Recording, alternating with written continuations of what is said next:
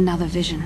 The Force is guiding us, helping us retrace the steps of Malak and his old master, leading us ever closer to the Star Forge. Tatooine is known for little but blowing sand. I find it surprising that there would be a star map somewhere in its desolate wastes.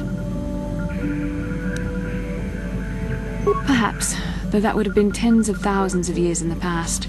Now there's nothing but the howling emptiness of the Dune Sea. The star map would likely have to be within some kind of shelter to protect it against dust and sandstorms. I suspect there are many such caves and caverns hidden in the sands of the Dune Sea. The creatures of this world probably use them as their lairs. No doubt things will become more clear once we discover the star map's location.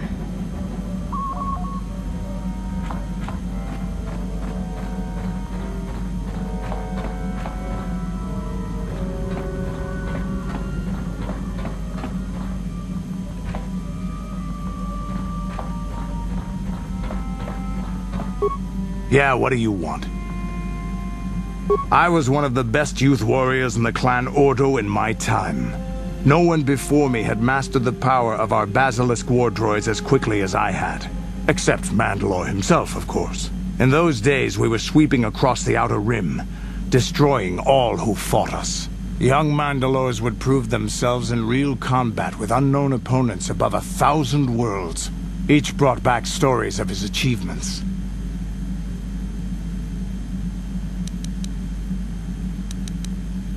I remember it well, orbiting high above a placid world, its defenses just stirring. As was tradition, I would go ahead of the first wave to find enemies in the thickest fighting. I remember sitting there in my armor, linked directly with a basilisk thrumming beneath me, my heart racing with fear of the coming battle. Every new warrior has to fear to understand how to beat it. You must know that. The doors opened in front of me, and the air was sucked out of the drop bay, scattering crystals of frozen vapor across my path. I can't describe what it feels like to look directly down at a world, falling continuously as you circle it, with barely 15 centimeters of armor plate protecting you. When the magnetic locks disengaged on my droid, I plunged out of the drop bay towards the battle that waited below.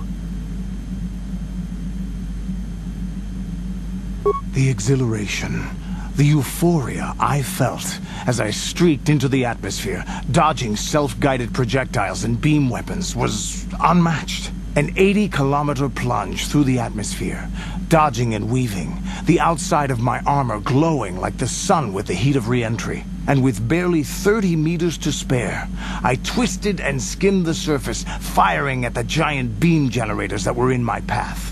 The explosion from that sent shock waves that leveled the entire complex around it. It was the moment of my life. I'll never forget those times. But things are different now.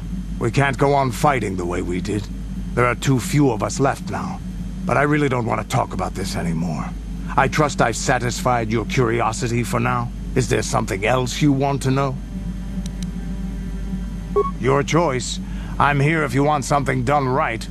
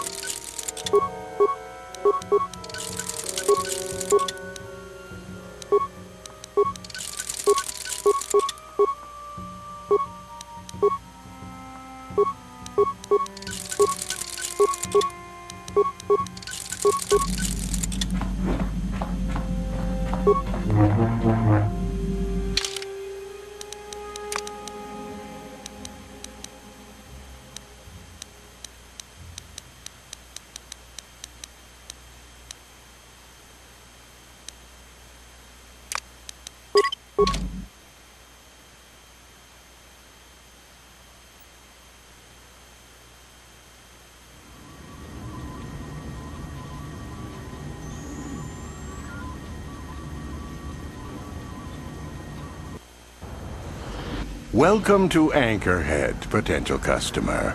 Zerka Corporation stands ready to serve, after some formalities, of course.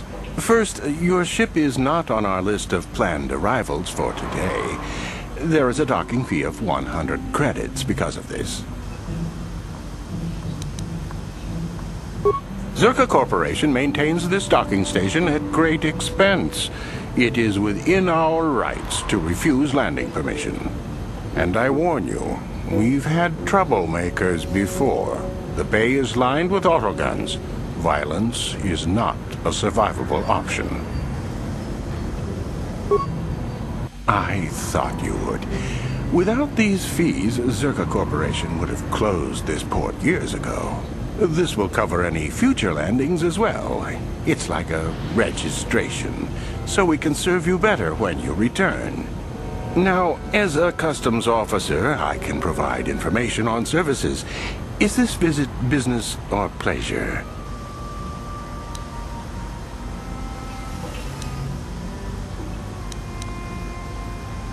As you wish. If you need anything else, I'll be here.